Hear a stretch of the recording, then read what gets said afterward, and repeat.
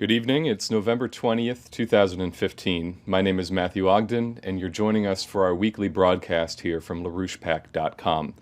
I'm joined in the studio tonight by both Jeffrey Steinberg from Executive Intelligence Review and Benjamin Deniston from the LaRouchePack Science Team. And we have a very timely and important presentation prepared for you tonight, which was informed by a meeting that the three of us had earlier today with both Lyndon LaRouche as well as Helga Zepp-LaRouche, who joined us via video call from Europe. Obviously, we're meeting here tonight exactly 1 week following the horrific terrorist attacks in Paris last Friday. As Helga LaRouche emphasized during our discussion with her earlier, the sheer horror of these attacks, striking as they did at the heart of one of the leading cities of Europe, claiming the lives of 130 innocent people who were slaughtered in cold blood as they went around their usual business on a Friday night. This has absolutely changed everything and has served to force people across Europe and in the United States to recognize that a sudden and dramatic change in policy must be adopted, or else the entirety of Western civilization is on the verge of descending into a total hell on earth from which it would be virtually impossible to return. As Mr. LaRouche emphatically stated in our discussion with him, the policies of U.S. President Barack Obama are the leading cause of the chaos which the world now finds itself in, and have served not only to create a fertile breeding ground for the growth and deployment of terrorist organizations like ISIS in the Middle East and North Africa, but have brought us right to the edge of a war with Russia and with China, a war that would be world war, which would involve the use of thermonuclear weapons, which would mean the extermination of a vast majority of the population on this planet. Now, in a very significant development, which I know Jeff will go a little bit more into and will elaborate on in his remarks, this fact has been explicitly stated by a congresswoman whom we've spoken about previously on these broadcasts, Representative Tulsi Gabbard, a Democrat from Hawaii, in a press release which she issued earlier today, announcing the filing of a bill in the House of Representatives that, in her words, would, quote, bring an immediate end to the illegal, counterproductive war to overthrow the Syrian government of Assad, Barack Obama's war. Congresswoman Gabbard explains, quote, the war to overthrow Assad is illegal and counterproductive because it actually helps ISIS and other Islamic extremists achieve their goal of overthrowing the Syrian government of Assad and taking control of all of Syria. Then she lists 10 reasons, which include the fact that if we are to succeed in overthrowing Assad, as Barack Obama wishes, it would open the door for ISIS to take over all of Syria, including Damascus, in which case, she says, quote, there will be genocide and suffering on a scale beyond our imagination. She also states that the overthrowing of the government of Assad is the goal of ISIS and other Islamic extremist groups. And, quote, we should not be allying ourselves with these Islamic extremists by helping them achieve their goal, because it is against the security interests of the United States and all of civilization. And she also says that we should learn from the past mistakes in both the regime changes in Iraq and in Libya, which is saying something from a combat veteran, Congresswoman Gabbard, who was herself deployed in the war in Iraq. Now, she also makes the point that Obama's war has been the direct exacerbation of the chaos and the carnage in Syria inflicted by ISIS on the innocent people of that country, which has caused the number of refugees being forced to flee Syria and elsewhere to continue to increase at a rapid rate. And later in the broadcast, that is something that I know Ben Deniston will also be addressing. But most significantly, she lists as reason number 10 quote, "Because our war to overthrow the Assad government puts us in direct conflict with Russia and increases the likelihood of war between the United States and Russia and the possibility of another world war," unquote. So as far as I know, that makes Tulsi Gabbard the only sitting member of Congress to have had the guts to state that fact as explicitly and clearly. I just want to read one more short excerpt from her press release before introducing our institutional question for this evening. Congresswoman Gabbard concludes her press release by stating, "To destroy ISIS will take international alliances. If we are serious about defeating ISIS and solving the refugee problem, we'll work in partnership with Russia, with France, and anyone else who is serious about destroying ISIS and affiliated Islamic extremist organizations worldwide. The problem is," she says, "because the U.S. is trying to overthrow the Syrian government of Assad, and Russia is supporting the government of Assad, it is impossible for us to have an effective cooperative relationship with Russia in our mutual fight against ISIS. Our focus on overthrowing Assad is interfering with our ability to destroy ISIS. We must immediately end the illegal, counterproductive war to overthrow the Syrian government of Assad and ally ourselves with any countries willing to focus on destroying the Islamic extremists who pose a genuine threat to civilization." So this brings us directly to our institutional question for this evening, to which I'm going to ask Jeff to deliver Mr. LaRouche's response. The question reads as follows. Mr. LaRouche, the Russian Prime Minister Dmitry Medvedev has said that the best way to combat the so-called Islamic State of Iraq and Syria, or ISIS, is for Russia to unite with the West in a grand alliance to defeat this common threat of terrorism.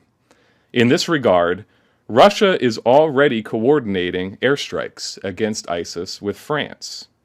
How do you envision a closer collaboration between the United States and Russia in this fight to defeat ISIS and all of its affiliated terrorist organizations?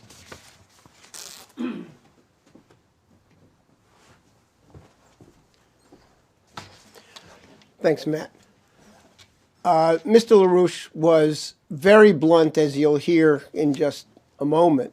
And in fact, he took the question one step beyond the otherwise very important and admirable comments made by Congresswoman Gabbard today. And by the way, that press release was announcing the introduction of a bill into the U.S. House of Representatives that would formally ban the Obama administration from any further actions to overthrow the Assad government. Now, during our discussion with Mr. LaRouche, I took rather detailed notes. So what I'm about to read to you are not verbatim transcripts of what Mr. LaRouche had to say, but they will give you a very clear flavor and represent, I think, a pretty accurate accounting for Mr. LaRouche's comments. And the very first thing that he said is, to defeat ISIS in partnership with the Russians, you have to get rid of Obama. Putin surprised everyone with his military move into Syria in September, and it was the only way to do it. Obama is sunk in, and there is no alternative until he is removed. And this cannot be postponed. We're running out of time, and we are on the verge of the total collapse of the U.S. system. He must be thrown out immediately. And LaRouche went on to add, we must totally dump Wall Street and adopt the approach of FDR at the start of his New Deal. Roosevelt solved the problem within weeks of taking office by changing the entire direction of the nation after the disasters of President Herbert Hoover. Everything changed within a few years. The idea of totally shutting down Wall Street is not difficult for intelligent people to understand. Nothing else works. Congress is pussyfooting around. Wall Street must be shut, and a new federal operation must be launched to rebuild the nation. Do not try to salvage any part of the old system.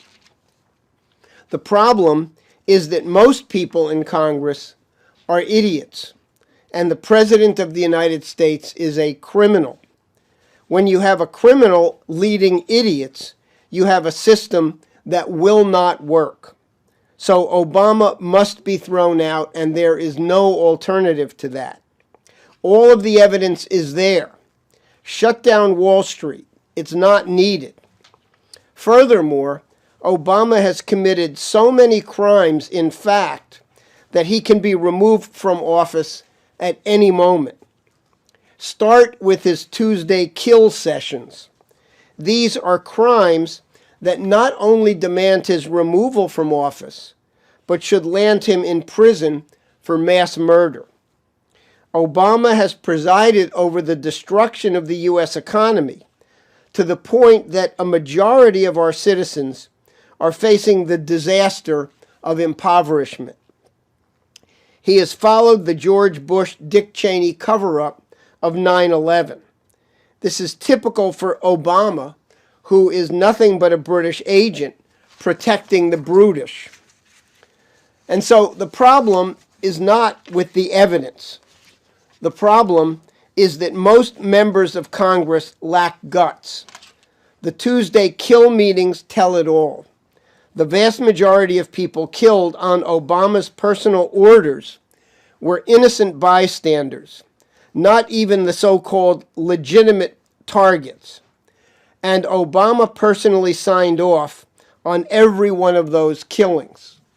Now, I want you to take a look at one of the documents that was released as part of the drone papers. We've talked about this repeatedly for the last 4 or 5 weeks.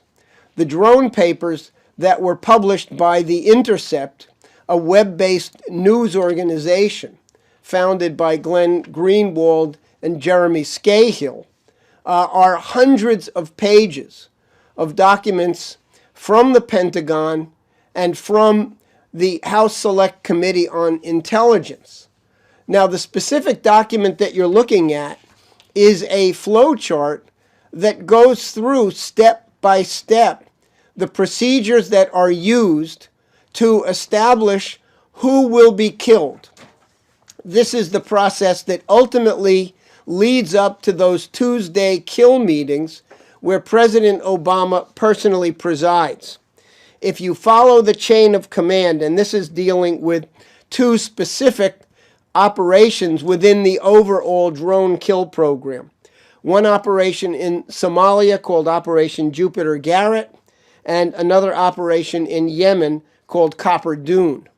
In every instance, the process for deciding on the kill order goes up from the local military intelligence units on the ground, up through the military command, all the way through the Joint Chiefs of Staff, up to the Secretary of Defense, and up to the Principals Committee and the Deputy Principals Committee. These are the cabinet and deputy cabinet officials of the government, but ultimately everything leads back to the President of the United States. And it's only with President Obama's personal signature that the kill orders go out, the clock starts, and there is a 60-day deadline to track down and kill the designated target. Now, even by the criterion that are contained in this document, we know from the House Intelligence Review and from other exposés that none of the guidelines have been followed, and that all of the procedures that were supposedly built in to make sure that innocent civilian casualties were avoided, that there was direct confirmation of the whereabouts of the target, none of those things were adhered to. At the very bottom, it says that at every level, the targeting window suitability is determined by rules of engagement. The rules of engagement are that there must be low collateral damage estimates, meaning collateral damage is a polite word for innocent civilians being killed in the course of the attacks. There must be, quote, near certainty, unquote, of the high-value individual's presence based on two forms of intelligence and no contradictory intelligence, and then all the way up the chain of command, including the host government, must all concur or otherwise no strike is allowed to take place. Now, I can tell you that having reviewed the totality of the drone papers, that these procedures, as minimal and as limited as they are, were never adhered to. None of these conditions were met in the overwhelming majority of these kill incidents. And to give you an idea of the callousness of this structure under President Obama, the formal name given to the summary documents, the photographs and documentary evidence that was used to determine whether or not the president will sign off on a kill order, is referred to in these meetings as the baseball card. So, in other words, the lack of any sense of what this program is all about is absolutely stunning. Now, let me just add that earlier today, President Obama, Defense Secretary Ashton Carter, and CIA Director John Brennan received a letter that was written by 4 former U.S. Air Force drone team members. They are Brandon Bryant, Sion Westmoreland, Stephen Lewis, and Michael Haas. All 4 of them operated for years as members of the drone crew. And they wrote this letter urging the president to end the program right now. And I want to read you what they had to say, because I think it's one of the most powerful testaments to the murderous criminality of our president. And it should make very clear that anything short of immediate removal from office by impeachment or invoking of the 25th Amendment or forcing his immediate resignation is unacceptable and doesn't rise to the magnitude of the crisis that we're in or the crimes that he's committed. Here's the letter. We are former Air Force service members.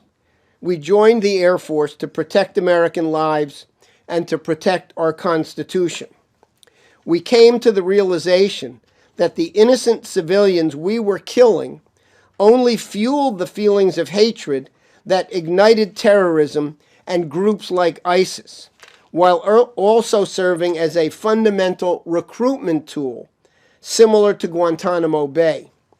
This administration and its predecessors have built a drone program that is one of the most devastating driving forces for terrorism and destabilization around the world. When the guilt of our roles in facilitating this systematic loss of innocent life became too much, all of us succumbed to PTSD, post-traumatic stress disorder. We were cut loose by the same government we gave so much to, sent out in the world without adequate medical care, reliable public health services, or necessary benefits. Some of us are now homeless. Others of us barely make it. We witnessed gross waste, mismanagement, abuse of power, and our country's leaders lying publicly about the effectiveness of the drone program. We cannot sit silently by and witness tragedies like the attacks in Paris, knowing the devastating effects the drone program has overseas and at home. Such silence would violate the very oaths we took to support and defend the Constitution. We request that you consider our perspective, though perhaps that request is in vain, given the unprecedented prosecutions of truth-tellers who came before us, like Chelsea Manning, Julian Assange, and Edward Snowden. For the sake of this country, we hope it is otherwise.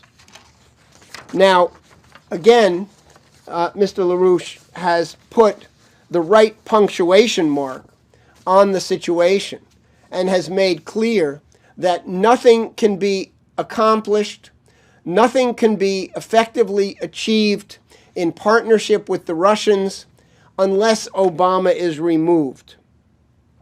I want to continue briefly reading the remainder of Mr. LaRouche's comments to us this afternoon, and then we'll move on.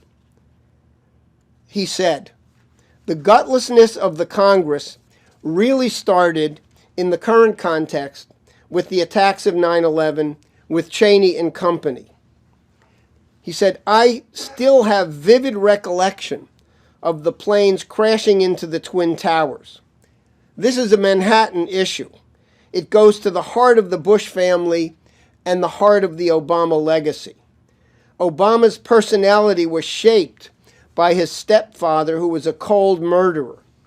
Obama has blood on his hands. He's too dangerous for mankind. Since the Russians launched their Syria operations in September, and especially since the Paris attacks of 1 week ago, there is an implicit taming of Obama, but he is still too dangerous to be allowed to remain in office. Imagine where we would be today without Putin's actions and the actions of China. The Victory Day parade in Beijing, attended by Xi Jinping and Putin, established the Asian factor as a supreme factor in world affairs. Compare that to the mess we see in France, the mess we see in Germany and elsewhere. So you must remove Obama from office, or we can't make it." Now, he then returned to the question of Wall Street, which Obama's presidency has protected up and down the line. Wall Street is about to implode, and we must shut it down now. Treat Wall Street as something that no longer exists. Use FDR's methods with even more emphasis. Write off all of Wall Street's asset out of existence and develop a program, an FDR program, to change the direction of the economy. Create a credit system and make it known that nothing will be paid on the useless assets of Wall Street. And Mr. LaRouche ended by simply noting Clinton was blackmailed into going along with the end of Glass-Steagall, and Hillary was unfortunately used as a tool in that process. So, again, there's no question that a coordinated alliance between the United States and Russia to defeat ISIS using the same approach that was used to defeat Hitler in World War II is feasible. Some leading retired American military officials have openly called for a formal military alliance between the United States and Russia. Let Russia, which has been formally invited into Syria, handle the assault on the ISIS forces from the Syrian side, and let the United States, which has been invited in by the Iraqi government, handle the assault against the Islamic State from the Iraqi side. Run that as a pincer operation. Hit them from both flanks and crush them under the weight of the capability that could be brought to bear by the United States and Russia in combination. But again, while that is absolutely feasible, there is no reason to assume that the British will let that happen so long as Obama remains in office. And therefore, it is essential, if we are going to have this alliance, if we are going to avoid many more Parises, perhaps the next one on the streets of New York City or Washington, D.C., or Chicago, or Los Angeles, then Obama must be removed now. And Congress collectively must find the guts to take the necessary action.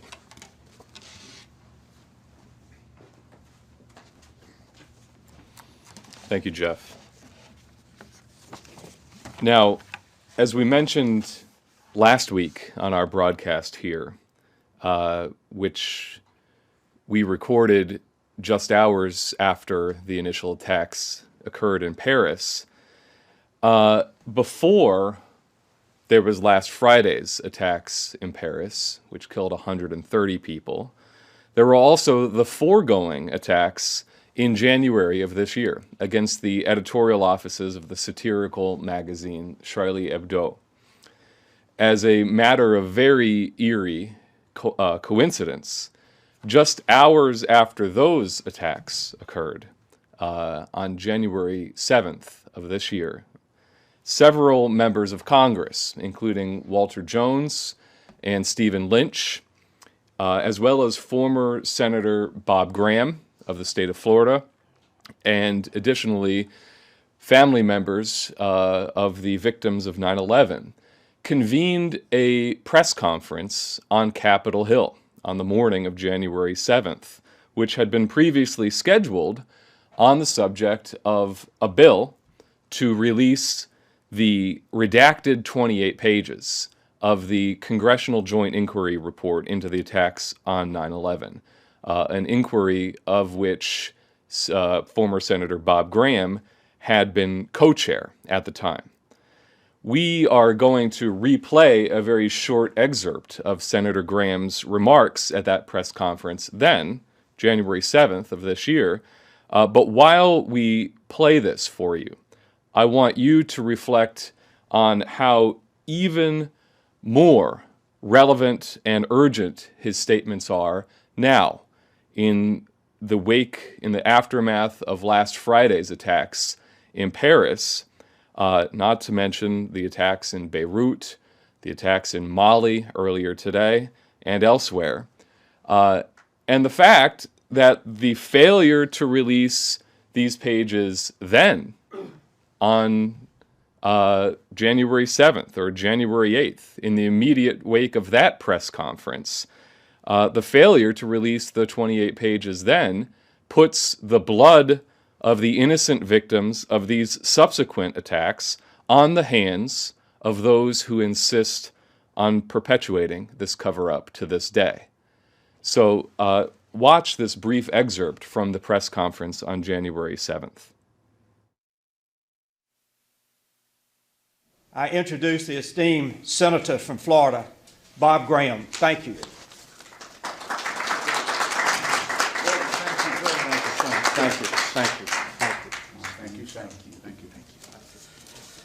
Thank you very much, and I too want to thank Walter and Steve, Congressman Jones and Lynch, for their leadership in bringing this matter to the attention of the Congress.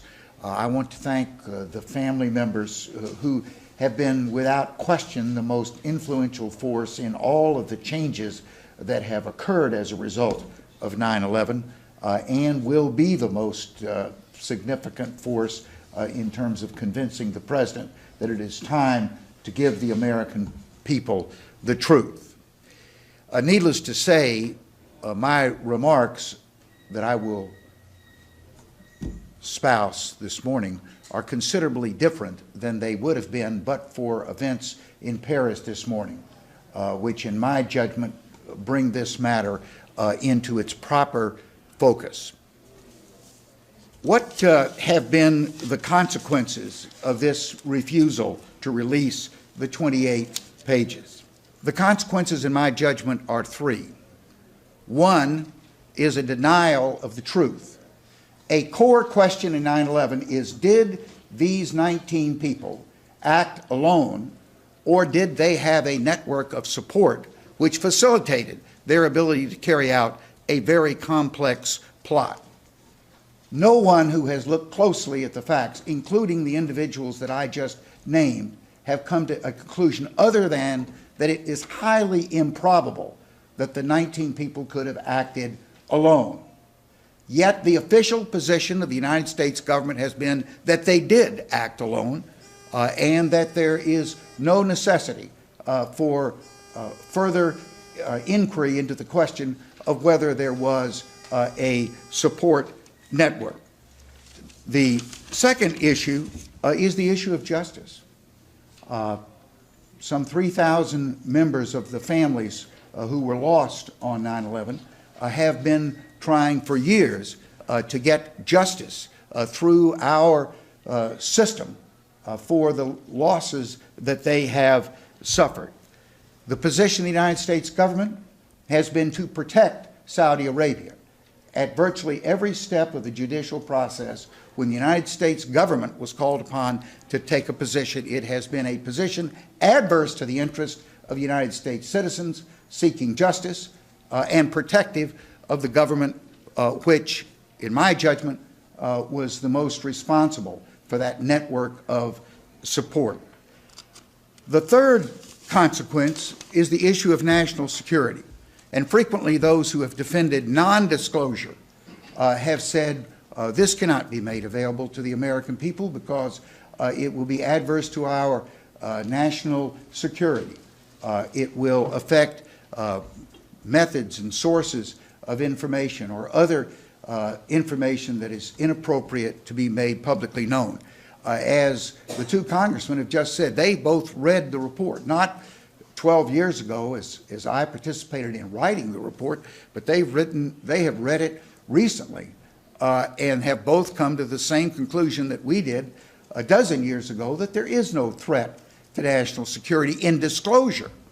I'm going to make the case today that there's a threat to national security by non-disclosure, and we saw another chapter of that today in Paris. Here are some facts. The Saudis know what they did. They are not persons who are unaware of the consequences of their government's actions. Second, the Saudis know that we know what they did. Somebody in the federal government has read these 28 pages. Someone in the federal government has read all the other documents that have been covered up so far. And the Saudis know that. What would you think the Saudis' position would be if they knew what they had done, they knew what the United States knew what they had done, and they also observed that the United States had taken a position of either passivity or actual hostility to letting those facts be known? What would the Saudi government do in that circumstance, which is precisely where they have been for more than a decade? Well, one, they have continued, maybe accelerated their support for one of the most extreme forms of Islam, Wahhabism, throughout the world, particularly in the Middle East. And second, they have supported their religious fervor with financial and other forms of support of the institutions which were going to carry out those extreme forms of Islam. Those institutions have included mosques, madrasas, and military. Al-Qaeda was a creature of Saudi Arabia. The regional groups such as Al-Shabaab have been largely creatures of Saudi Arabia. And now ISIS is the latest creature. Yes, I hope and I trust that the United States will crush ISIS. But if we think that is the definition of victory, we are being very naive. ISIS is a consequence, not a cause. It is a consequence of the spread of extremism, largely by Saudi Arabia. And if it is crushed, there will be another institution established, financed, supported to carry on the cause. So the consequences of our passivity to Saudi Arabia have been that we have tolerated this succession of institutions, violent, extreme,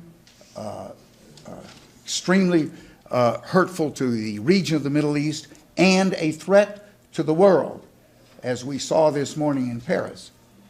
So I conclude by saying this is a very important issue. It may seem stale to some, but it is as current as the headlines that we will read today. It is an issue that goes to the core of the United States contract with its people, that the people would give the government the credibility and support to govern. The government would give the people the information upon which they can make good judgments as to the appropriateness of governmental action. It's as fundamental as justice to our people who have suffered by this evil union of extremism and a very powerful nation state.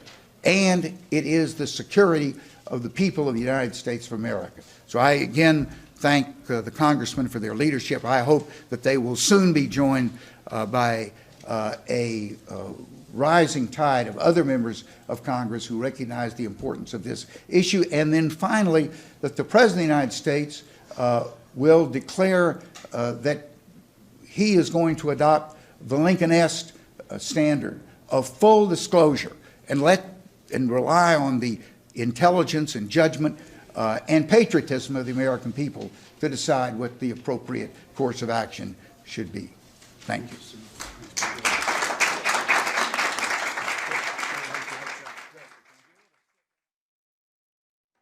Now, both Jeff Steinberg and myself had the opportunity to be in that room on that day, January 7th, present at that press conference. And I know Senator Graham's presentation sent chills through the audience, especially because it came in such proximity to these terrible attacks on that day on the headquarters of Charlie Hebdo. But especially when he said, and I think this stood out for you probably when you were just listening to this again, when he said, "This is a very important issue. It may seem stale to some, but it is as current as the headlines we will read today." And tragically, that applies just as much this week in the aftermath of the horrific attacks in Paris of last Friday as it did then in the aftermath of the attacks at Charlie Hebdo. And as long as this cover-up continues, innocent people continue to die. Paris, Beirut, Mali, the Russian airliner. What's next? What must be done to ensure there is no next time? So I know that Jeff has been deeply involved in this issue for several years, over a decade, and I'd like him to come to the podium to briefly comment on the significance of what you just heard Senator Bob Graham say.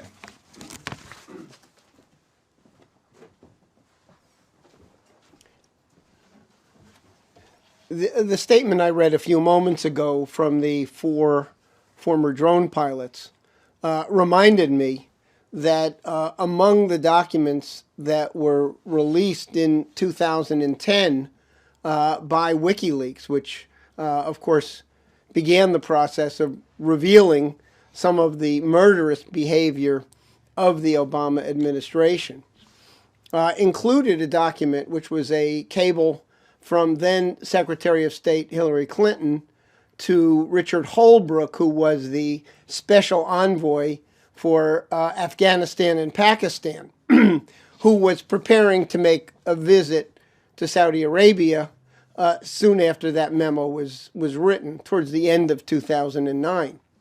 And what that memo said was, well, we're in possession of massive evidence that the #1 source of financing for all of the various Sunni jihadist terror groups is Saudi Arabia.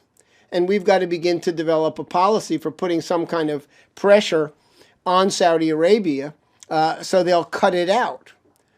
So, in other words, there was full knowledge in 2009, at the very beginning of the Obama administration, throughout the administration that Saudi Arabia was still continuing to be a major source of support for the al-Qaeda networks that carried out the 9/11 atrocities. Remember also that General Michael Flynn, the head of the Defense Intelligence Agency, until he was unceremoniously fired last year by President Obama for daring to continue to supply intelligence on the fact that Obama's own policies were fueling the growth of al-Qaeda and eventually fueling the growth of the Islamic State, ISIS. So this should be a further reminder of the points that were made by Senator Graham and the others, that this administration from day one has been fully on notice about the continuing role of Saudi Arabia as the principal source of financing and logistical support for the activities of these hideous jihadist terrorists. Now, just in the past week, really in the past several weeks, we can account for hundreds of people who've been killed by the very apparatus that this president has refused to take any action against.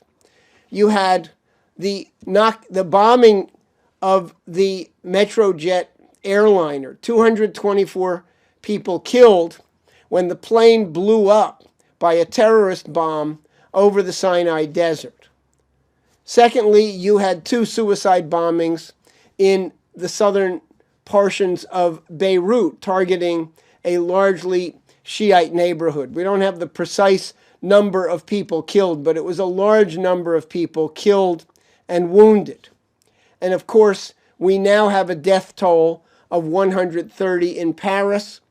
And even earlier today, you had a jihadist assault on the Radisson Blu Hotel in Mali, where, again, we're still awaiting the body count, but where 180 or so people were taken hostage by a group of armed gunmen, and ultimately Malian, French, and American commandos raided the hotel, and again we witnessed a significant firefight. People were killed, innocent civilians arbitrarily targeted simply because they were in the wrong place at the wrong time.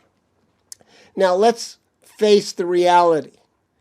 If those 28 pages had been published back in 2002 and had revealed the indications of the role of the Saudi monarchy and Saudi intelligence and Saudi defense industrial companies in providing the key support for the 9/11 hijackers, there would have been a public outcry, there would have been a serious investigation into Saudi Arabia, there would have been a fundamental change in the U.S. relationship to Saudi Arabia, and by the way, the investigation into the specific funds provided by Saudi Ambassador Prince Bandar bin Sultan to the Saudi intelligence agents who were managing and supporting 2 of the hijackers in San Diego would have directly led to the doorsteps of the British,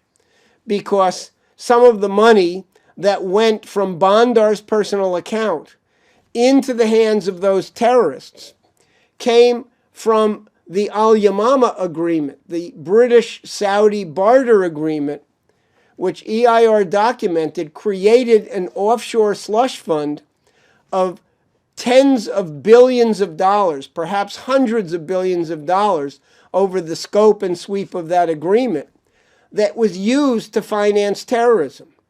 Prince Bandar openly boasted that funds from the Al-Yamama project went to financing what were then called the Afghan Mujahideen, the so-called freedom fighters, who soon were known as Al-Qaeda and Taliban. So the track record is enormous, it's unambiguous. There has been a top-down presidential cover-up of the Saudis and the British and their role in this terrorism under the Bush-Cheney administration and continuing under Obama. And in spite of all of that evidence, the Obama administration continued to smuggle weapons out of Benghazi into the hands of Syrian rebels, including those who became part of ISIS and the Nusra Front. And that's not idle speculation. That's from documents from the Defense Intelligence Agency that were presented to the president by no later than the fall of 2012. One of those documents specifically said, why are we still smuggling weapons into the Syrian rebels out of Benghazi when those networks just assassinated a U.S. ambassador and 3 other American officials? So again, let's go back to the original comments in response to tonight's institutional question by Mr. LaRouche. Obama's got to be removed from office because he's got blood on his hands, and the United States will never, ever be able to actually reestablish its role as a leading force for good in the world so long as we tolerate a president in office who's got that much blood on his hands and continues to carry forward the same policies despite all of the evidence and all of the warnings.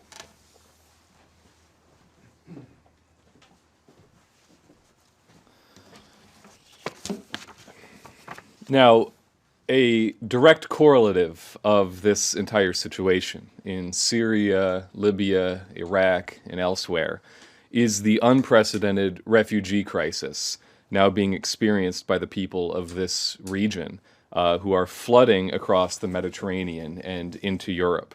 And I know this is one of the items that was directly cited by current Congresswoman Tulsi Gabbard in her list of 10 reasons why the illegal war against Bashar al-Assad must be ended.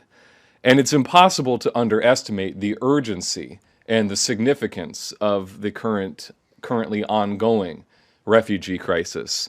This is a massive displacement of human beings on the scale of millions flooding into Europe from the Middle East and North Africa, fleeing from the carnage and the chaos which have taken over that region, which is a direct result of the regime change wars of first the George W. Bush administration and now the Barack Obama administration. Again, the culpability lies on the doorstep of Obama. And in Europe, even before the terrorist attacks in Paris last Friday, we saw a frightening rise of a right-wing, proto-fascist, xenophobic backlash within the European population against these refugees, driven by the effects of the policies of such persons as Schäuble and his so-called Black Zero policy. And the danger is that this could drastically worsen and spin out of control as the economic breakdown in the transatlantic region continually gets worse. And it will get worse rapidly as long as the necessary policies of a top-down, complete bankruptcy reorganization of this Wall Street system are not taken, which must begin with Glass-Steagall and the correlated policies that Franklin Roosevelt enacted at the beginning of his New Deal.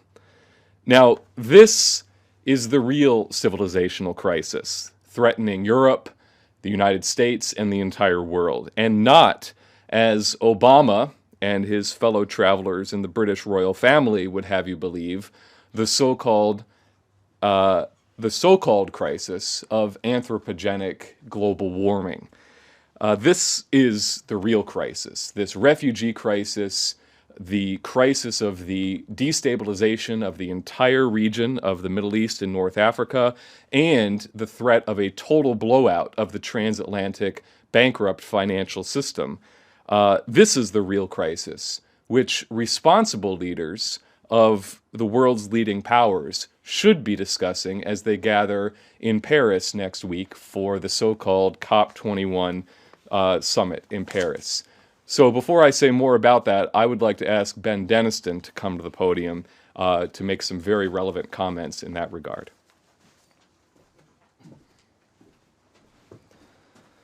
Thanks, Matthew. From our discussion with Lyndon and Helga Zepp LaRouche earlier today, we were discussing a certain article that had just been released in the last couple of days, and Helga and all of us thought it would be an important thing to highlight given the relevance of this article to what Matt just referenced. We should have a graphic on your screen there, just a screenshot of one publication, one blog, which is hosting this article. The title is, as you can read, Terrorism and a Cold Winter Refugee Crisis. It's kind of a subline reading, a brutal cold spell could kill refugees. Paris COP21 delegates need to discuss this climate issue. Now, this article was authored by two leading so-called climate skeptics, two individuals who have been out front fighting against this fraudulent claim of a man-made climate change crisis. One individual, just to give you a sense of who they are, Joseph DeLeo, is a certified consulting meteorologist. He's a fellow of the American Meteorological Society, and he's one of the original co-founders of the Weather Channel. So he's, somebody familiar with climate and weather. The other author is Paul Dreesen, who is a self-proclaimed former environmentalist until the environmentalism movement went against human beings, and he decided it wasn't a good thing to stick with. But he's the author of such books as the 2003 book Eco-Imperialism, Green Power, Black Death. And he's also done a number of interviews with Executive Intelligence Review magazine, one of which is part of the 2015 report put out by Executive Intelligence Review, which if you don't have a copy of, we encourage you to get a copy of immediately. Our recent report, Global Warming Scare, is Population Reduction, Not Science. So they came out with a rather interesting piece, which we want to just put on the table and then comment upon. But just to quote the beginning of their article, they open by saying, even after these latest Paris massacres and previous radical Islamist atrocities in the USA, in France, in Britain, in Canada, in Spain, India, Iraq, Syria, Nigeria, and elsewhere, politicians still absurdly say that hypothetical man-made global warming is the greatest threat facing humanity. In reality, fossil fuel contributions to climate change pose few dangers to people or planet. And winters actually kill 20 times more people than hot weather. So after that lunge, they go on to highlight some very relevant facts. They go on to focus on the millions of refugees that Matthew just referenced, who are desperately now trying to escape the horrors of what, frankly, Obama has unleashed with the Islamic State. And as we've discussed, many of them fleeing into Europe. Well, the authors of this article make the relevant point that these people are coming from a climate that is on average generally 20 to 30 degrees warmer in the wintertime than their current destinations they're heading into in Eastern and Northern Europe. That these people who are fleeing desperately to get out with their lives intact are simply not prepared to just plunge into this much colder climate of Europe. And especially if they're just simply left to try and survive in makeshift shelters or tents, we could be seeing the beginnings of a very horrific mass death scene as these people suffer the horrors of a cold European winter. And these authors give a warning that this could actually be worse this particular winter if we see the return of some of these periodic blasts or movements of frigid, extremely cold Siberian air transfer over Europe, which is a not uncommon phenomenon and could give rise to, again, a very cold, deadly cold in this case, winter over Europe. Now, they make the point, this prospect of a potentially harsh cold is obviously in stark contrast to just the insane propaganda lies about global warming, including, for example, just a couple of their highlights are rather useful, if anything, for comic relief. But they cite a headline article from the German publication Der Spiegel from 15 years ago, from the year 2000. And the title of this article was, "Goodbye Winter. In Germany, cold winters are now a thing of the past." It was declared 2000 to be the reality. Or a scientist with a British climate research unit who was quoted saying, again, about 15 years ago, around the year 2000, was quoted saying, "Children are not going to know what snow is." So, despite these crazy lies that have been spouted for decades and are being spouted again now, they make the relevant point that for 5 years, between 2008 and 2013, you had a whole series of extremely cold winters throughout Europe. In some cases, setting many records. England, for example, having one of the coldest winters they had in centuries. Mind you, 8 to 12 years after it was proclaimed that children in England would no longer know what snow is, they had the coldest winter they had since sometime in the 1600s, in the Little Ice Age.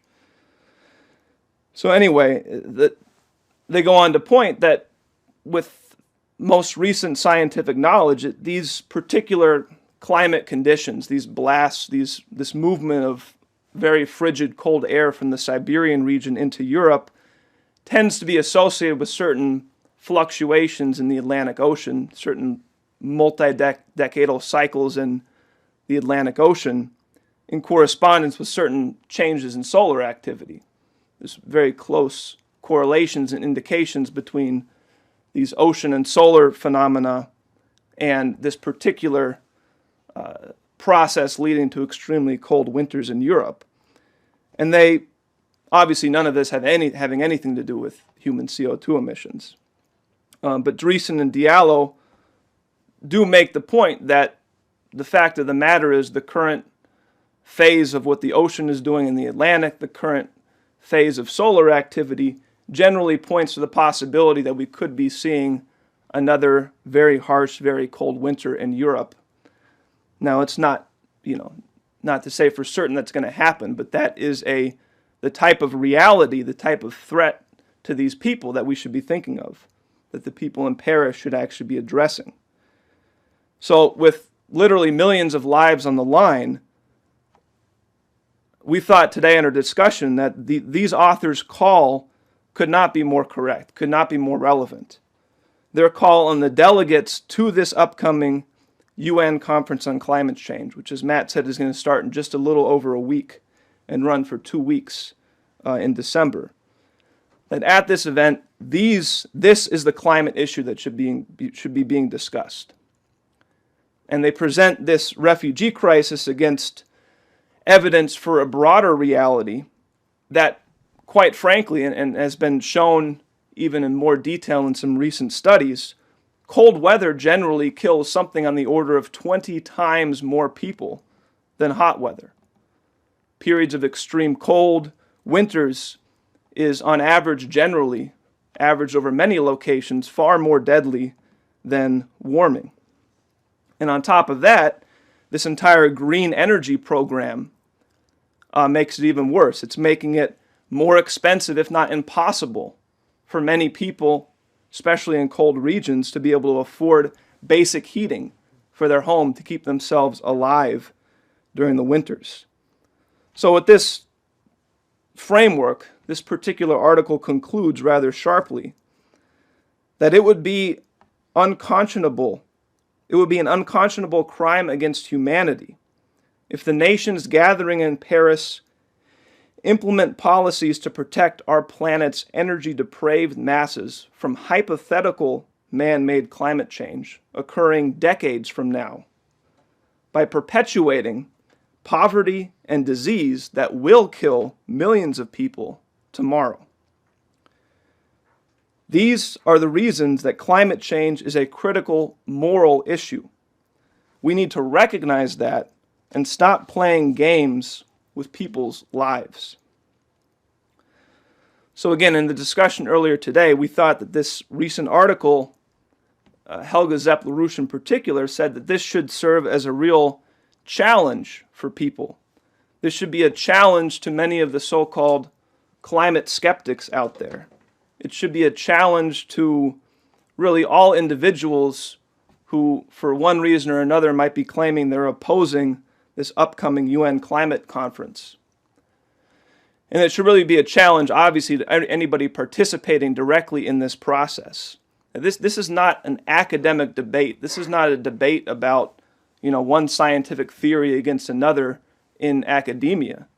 This is a life or death issue for millions upon millions of people. This has real world consequences. It has had them, it's having them now, it's going to have them in the future.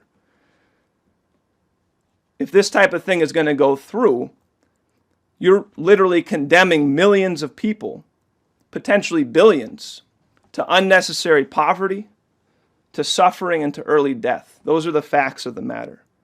So the question on the table right now is, will you let this happen? Will you go down in history as having let this happen? And as we've documented, especially in this report and in other locations, we know what this is all about. This is intentional. This is the 21st century version of Thomas Malthus's policy. This is the modern Zeus policy. Who did we just hear is going to be one of the leading prominent speakers at this Paris COP21 conference? Prince Charles of the British Empire. The next in the series of degenerations of the British royal family, following Prince Philip and Queen Elizabeth. And it's no secret, these people are promoting a policy of outright genocide. They're advocating and promoting a policy of saying the world can only support 1 to 2 billion people, and we need to push to reduce the world population to a few billion people. So if you let this type of program go through, this will go down in history as the greatest mass killing on record. Save perhaps maybe Obama's thermonuclear war if we let him launch that. But if that's not launched by Obama, this would go down in history as the greatest mass death. And you will be the people that let that happen. So as the crisis conditions, I would say the crisis conditions facing these refugees is a leading expression of this more general threat.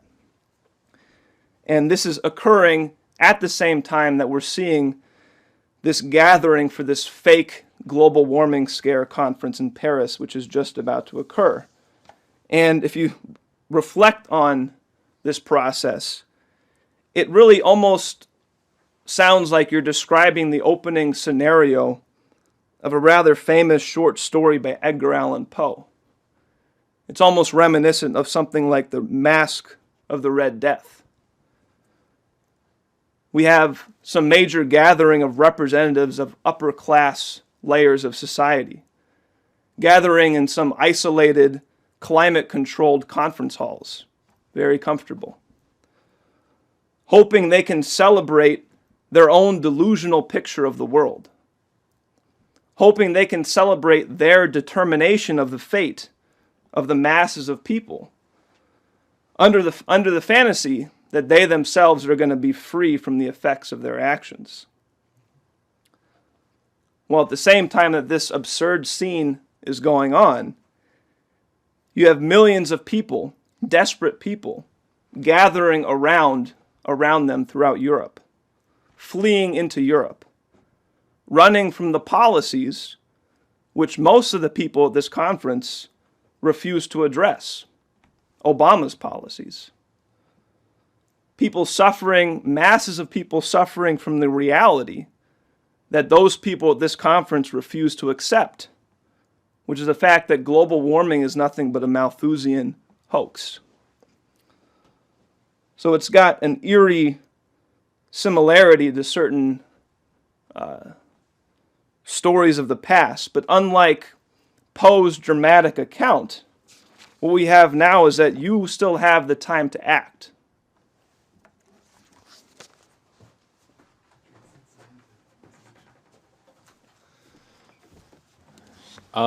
Thank you very much, Ben. And let me just say in conclusion, there is a petition which is circulating. It was authored by the Schiller Institute, and it's now posted on the LaRouche PAC website, titled "A Resolution to Defend Billions of Lives. We Say No to Paris COP21."